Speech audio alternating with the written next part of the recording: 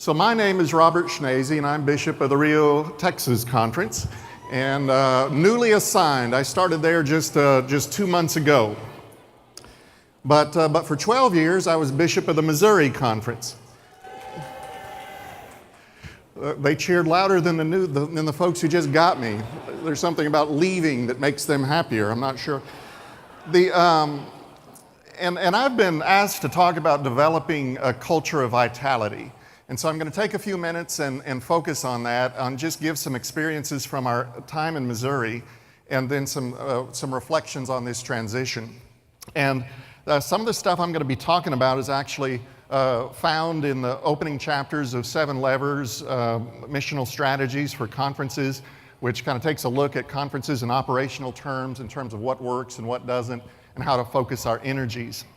And the first couple of questions that I'm going to be addressing have to do with who all do you need to include, or who do you need to talk to and get input from when you talk about changing culture.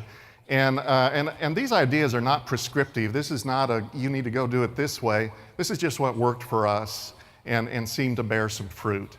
So when I started thinking about who do I need feedback from to see how we doing as a conference, what were the sources of dissatisfaction, what were the sources of satisfaction, the things that gave roots to this, that actually increased and multiplied ministries, I realized pretty early on that while it was valuable having these conversations with the cabinet and with the conference staff and directors, that I needed voices outside the system, outside our immediate system, to get good feedback about conversations about our purpose and mission. And so for a 12 or 18-month period, I spent time in kind of selected groups of 25 or 30 at a time, mixed of lay and clergy, people from all size churches and different perspectives, and just had conversations, and somebody would be taking notes. And these were, I said, kind of selected groups. We didn't want people there with an axe to grind or a single issue that they were disgruntled about.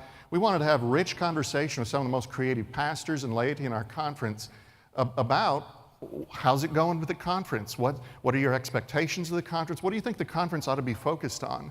And just deepening that conversation. And at the end of that time, we got together, and I just named a task force. I mean, among our often unused authorities is just simply the authority to convene whoever we want for the purposes of conversation. Named a task force that had about 20 people on it, and again, just gifted, talented pastors and laity, and started a conversation about, from the very beginning, why do we have an annual conference? What is the purpose of it?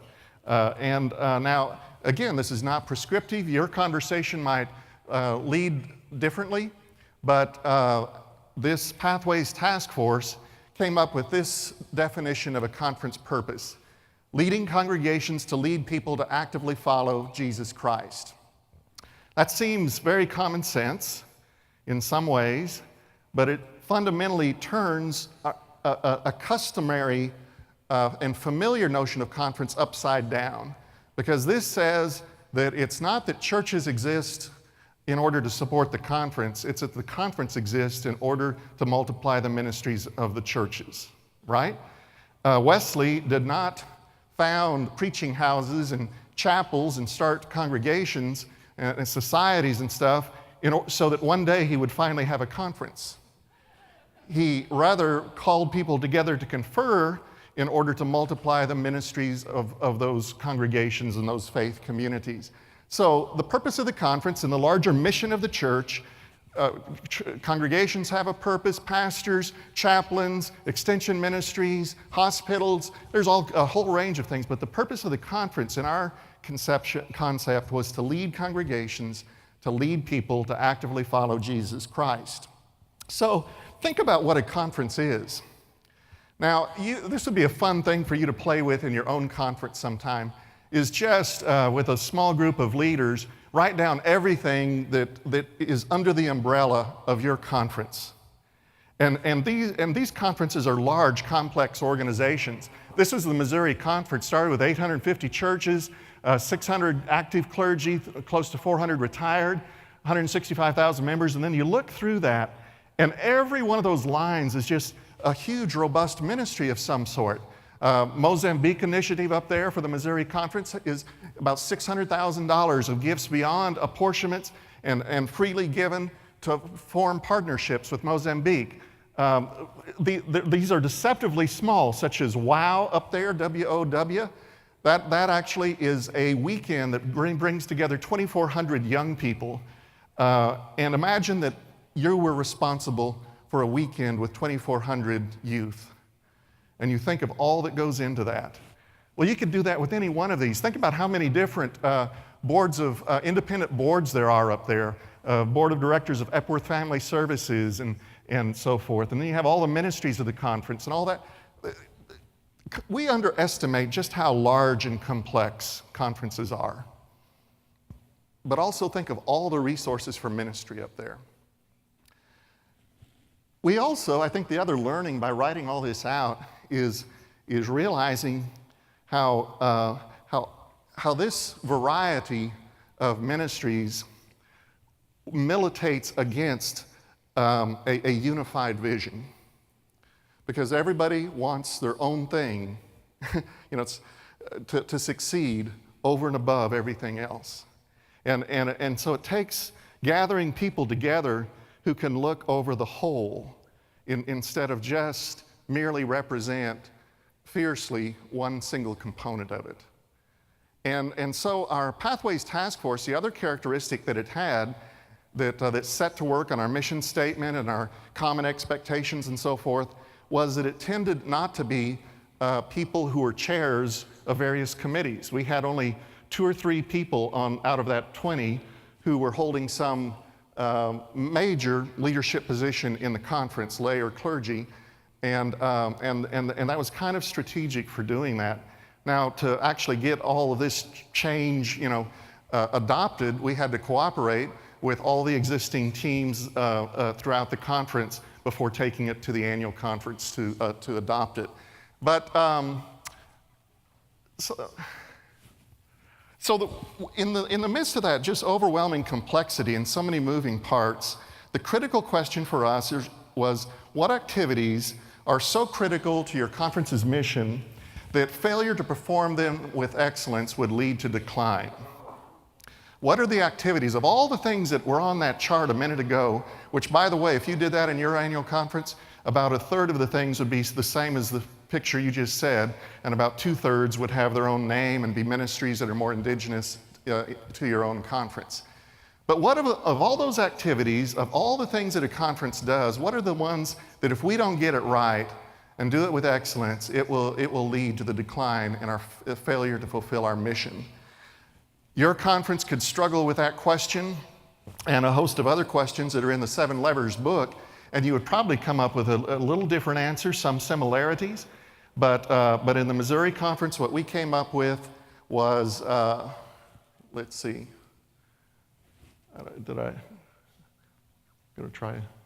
was congregational excellence and clergy excellence. And these are umbrella terms, but what congregational excellence means is we had to be very good at starting congregations, growing congregations, working with churches to start second sites, initiating new faith communities, initiating campus ministries. We had to be good at that. We had to be good at taking churches that were growing and getting out of their way and resourcing them so that they can continue to thrive. We had to be good at intervention systems in churches that were slowly declining and aging, things like the Healthy Church Initiative. We had to be we had to get better at closing congregations in a healthier way at an earlier point in their decline so that there were still resources that could be used and this could be a positive decision and ministry-driven decision. So congregational excellence is that whole umbrella of things related to faith communities. And we in the Missouri Conference talked about clergy excellence as being the other thing. And you could call it pastoral excellence, you could go by other names, but what this had to do is how we inspire and cultivate a culture of the call that lifts up gifted people for ministry. How do we have consistent and high quality systems so that candidates for ministry get proper mentoring and support? How do we have high standards and expectations for ministry? How do we focus on fruitfulness and outcomes in ministry rather than just and break out of this notion, this default that if someone has completed all the steps and done nothing egregious, they will be credentialed, and move to you probably will not be credentialed unless you show fruitfulness in ministry, right? So that has that whole clergy system, how we evaluate and supervise clergy, how we do our appointment system, how we work with ineffective clergy. All of those we felt are under that umbrella. Now, to say that these are the two critical things for the annual conference does not mean that those other things on that page that had all those names on it are unimportant. It's just that if we don't get these right, all the other things on that page will disappear in the fullness of time. We will no longer be starting hospitals. We won't have a church to partner with a church in Mozambique and so forth. So when people see this, they always want to start adding something else. They say, well, what about lay ministry? Well, we had an active and vibrant lay ministry in Missouri at the conference level, but it was our thinking, and you could agree or disagree, that all of those lay people were fundamentally formed in their faith experiences in congregations. And so if those congregations are not healthy or they're declining or being closed, then there aren't going to be lay people to participate at the conference level. And the tendency for most conferences that I've worked with is when it comes to this point, what are those activities that are so critical that failure to perform them will result in a decline in our mission? The temptation is to put 12 things on the board. The hard work of finding focus is to move that to 8 and to 5, and then to get it down to just 2 or 3. And then start aligning budgets, time, energy, resources toward those 2 or 3. I use that word finding focus, and the metaphor that comes to mind, I'm a birder, and so I use binoculars all the time. There's no such thing as a set of binoculars that is focused. And so you pick it up and it's focused. Rather, if you're looking at a bird, you get it in focus and then the bird moves around and you got to constantly be adjusting the focus. Constantly. Birders, they're constantly adjusting that to finding focus because it's kind of a moving target. And I feel like that's what an annual conference has to do too, is constantly be readdressing and fine-tuning and realigning for this. We also talked with Pathways about what are the expectations. Now, these are not strategies, these are not directional, these are more like values that are going to drive us. And we had considerable conversation. Again, we had started with a dozen or 20, and then we just kept talking and talking until what are the things that it's fair to expect of our pastors, that our pastors ought to expect of our conference offices, that lay members ought to expect of their churches, that the churches ought to expect of the conference ministries, that you ought to expect of your bishop, and just throughout our system, what are the common expectations? And the first was that our ministry would be Christ-centered, that it would come from Christ and lead to Christ, that it would be done in the spirit of Christ, that we treat each other in a Christ-like manner. The second was fruitfulness, that we would focus our attention on outcomes and outputs and results and change lives, and rather than measuring inputs and kind of congratulating ourselves when we spend $60,000 instead of $30,000 on something, and instead look at what were the real results there. I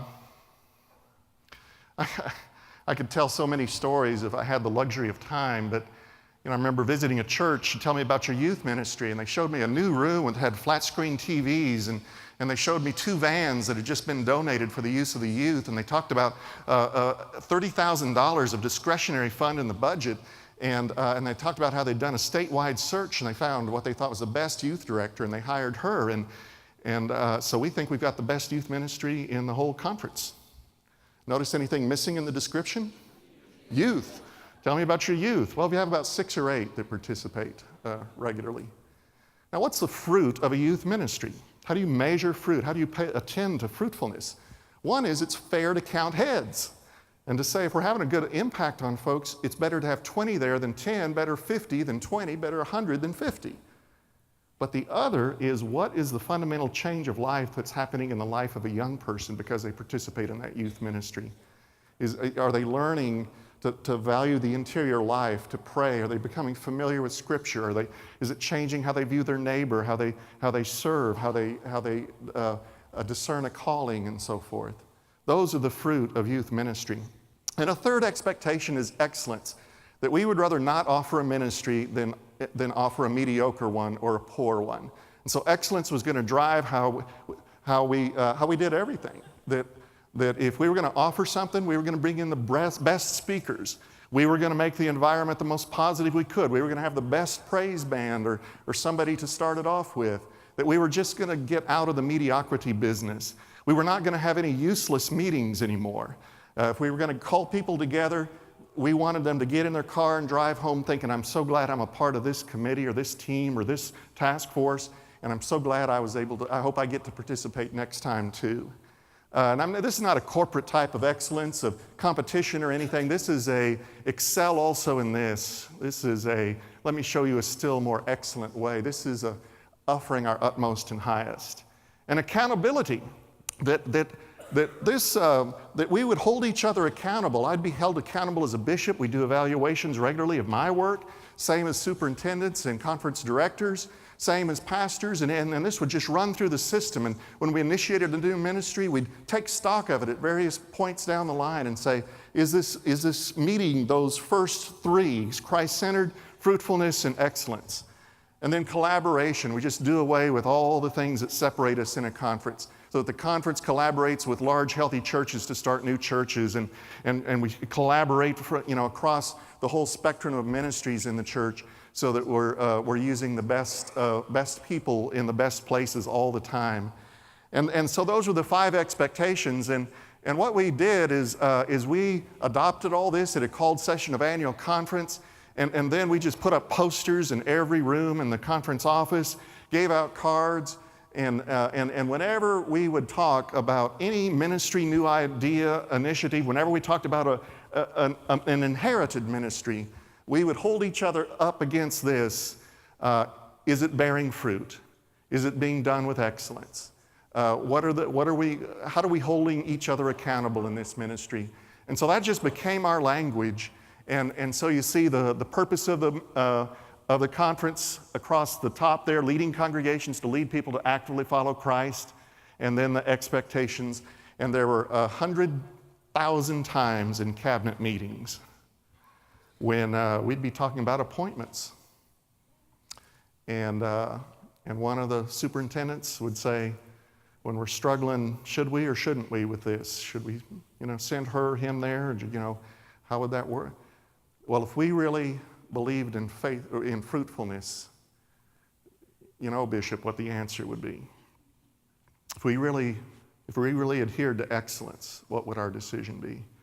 So we just used that language. It permeated everything we did.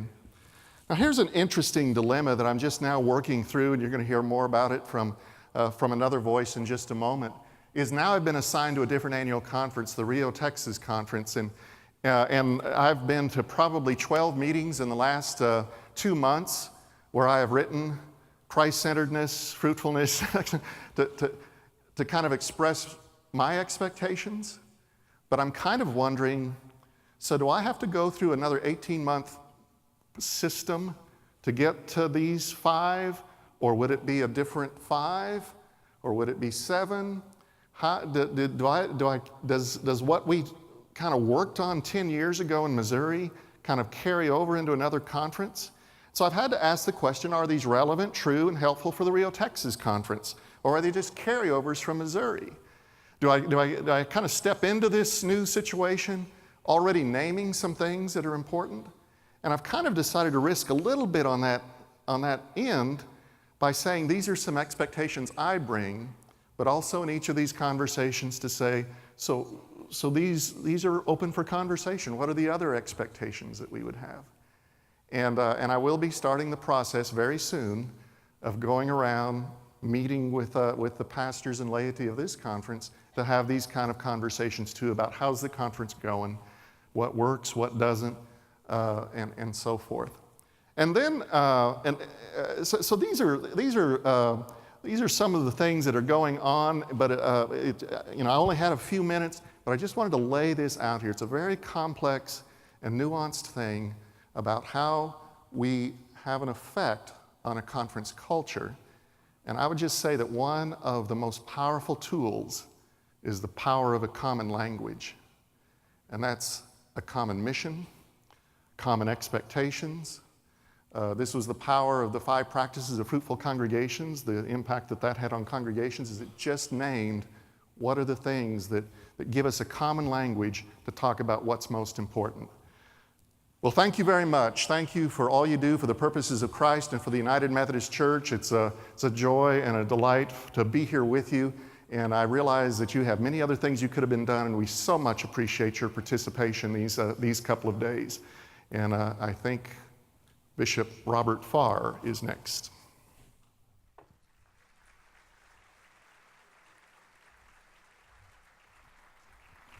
Thank you, Bishop.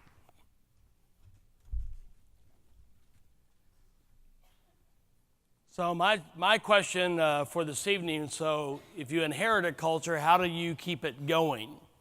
Well, the simplest way is to elect somebody from that culture and send them back, which is what happened to me. I'm elected from the Missouri Conference and was sent back to the Missouri Conference.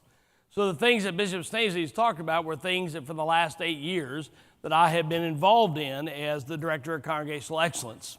I actually was not in the beginning of it, putting it together. I was a large church pastor at the time, but I've spent the last 8 years helping shape that language and carry forth that culture that's become ingrained in the Missouri Conference. So how do you move into a culture that's there? And some of you out here are getting new bishops, new DSs, new pastors. How do you take the culture that's in front of you and either carry it forward if it's a good thing or reinvent it? That's the question I've been given in just a short time. And I know I'm standing between you and the Cubs game, so I will what? And the Indians game, correct. I'm for the Kansas City Royals. It doesn't matter, so I'm good. We're good from last time. So once every 30 years is good. You're taking my time. So, all right. So the question I had was the question that Bishop Schnase actually just sort of said, which was when I began 2 months ago as the new bishop, we kind of paused for a moment and asked a question. And that question was, were these values and expectations Bishop Robert Schnase's value and expectations, or were they ours? Now, most of us would immediately say, well, sure, they were all ours, but we have stopped and just started to ask ourselves that question. And we're going to kind of go back, and the other thing we said was, this has been great, this has worked, but it has been a decade. It's been 12 years. And if you're not careful, even with a culture it's sort of working, if you're not always tweaking and moving it, it suddenly becomes the culture of the past. And so what we've done is sort of went back to the square one and pushed a button, not thinking we need to reinvent it particularly. That's not my inclination, but to ask powerful questions. So if anything I've learned from Lovett Weems is the power of a question will help you find what you're doing as much as anything.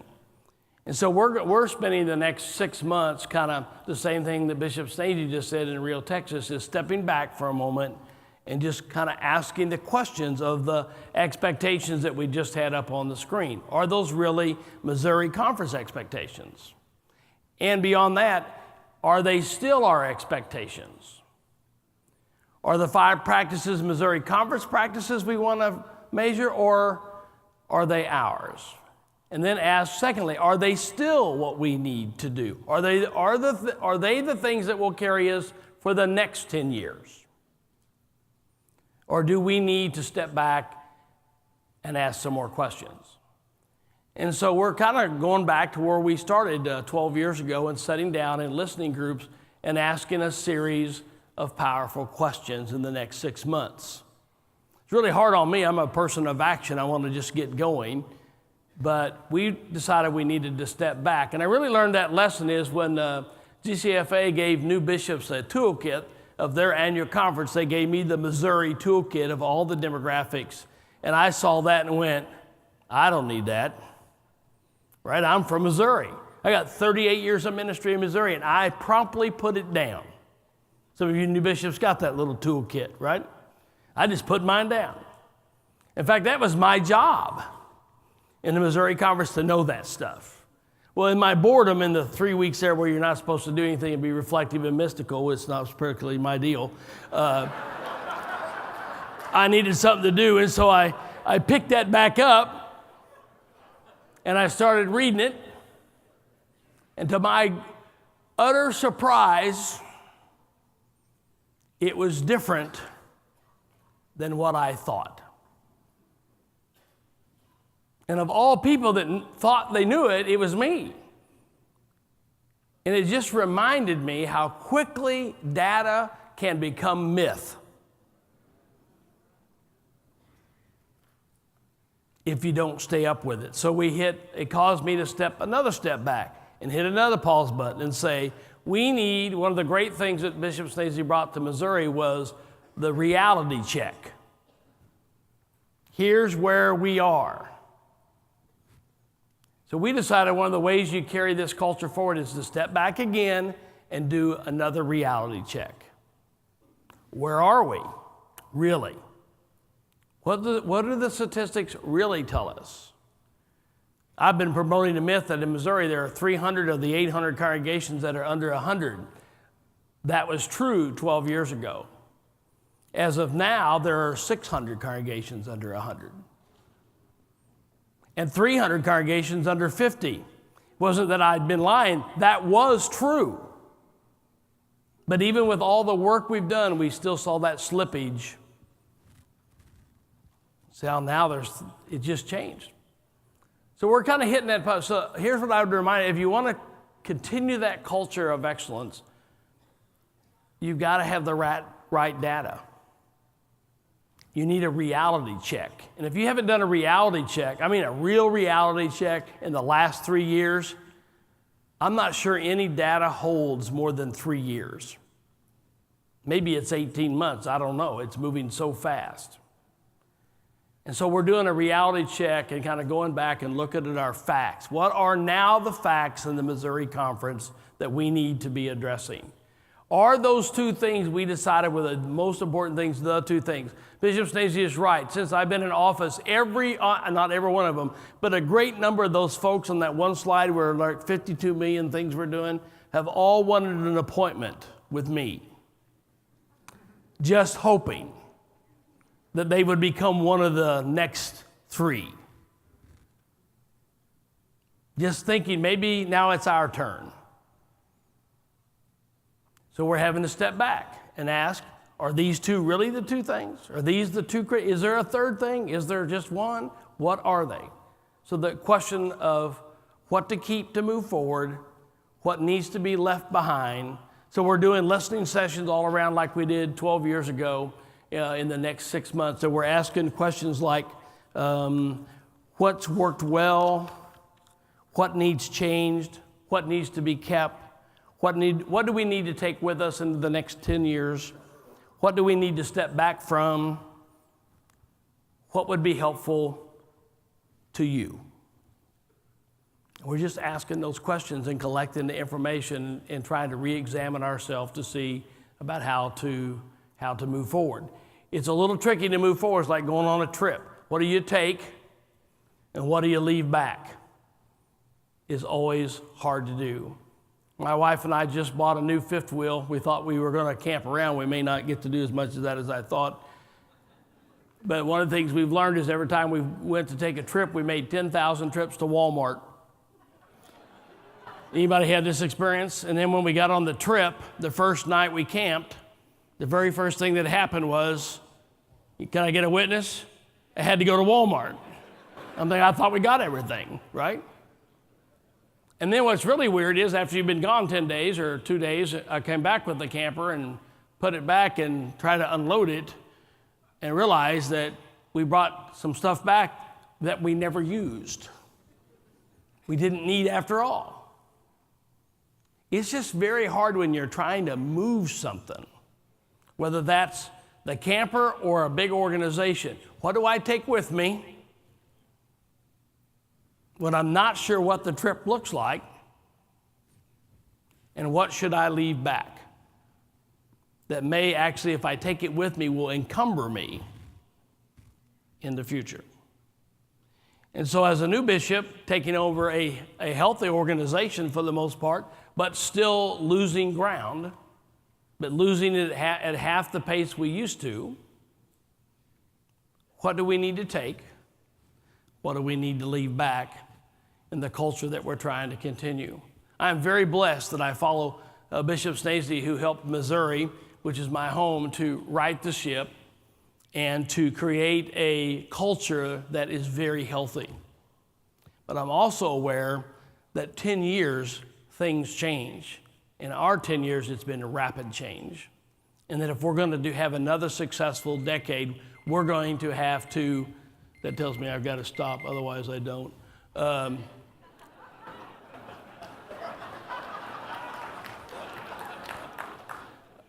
Which I won't anyway, so. But if we're going to go through if we're going to do successful work in the next decade, we're going to have to reassess now and pick up the things we need to pick up to do great work. Because friends, just looking out here, I have as much hope today about the United Methodist Church as I had when I entered the ministry 38 years ago. And I don't have any doubt that the United Methodist Church can be a movement to reach people for Jesus Christ again, but we're going to have to be, something I heard this week, we're going to have to be relentless in our pursuit of it. Thank you. God bless you for all the work that you're doing.